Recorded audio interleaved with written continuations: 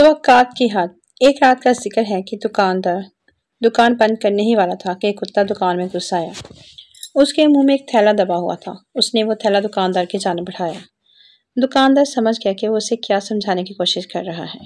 دکاندار نے تھیلا کھولا تو تھیلے میں خریدی جانے والی اشیاء کی فہرست اور رقم موجود تھی۔ دکاندار نے پیسے لیے اور مطلوبہ سامان تھیلے میں رکھ دیا۔ کتے نے فوراً سامان کا تھیلا اٹھایا اور چلا گیا۔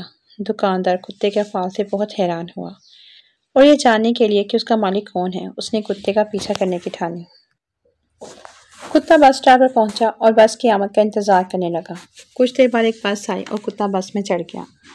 جیسے ہی کنڈکٹر نزدیک آیا وہ اپنی گردن کا پٹا دکھانے کے لیے آگے بڑھا جس میں کرایہ اور پتہ دونوں ہی موجود تھے۔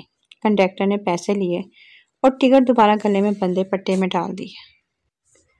جب وہ منزل میں پہنچا تو کتا سامنے کے دروازے کی طرف گیا اور اپنی دم ہلا کر اشارہ کیا کہ وہ نیچے اترنا چاہتا ہے۔ بس جیسے ہی رکی وہ نیچے اتر گیا۔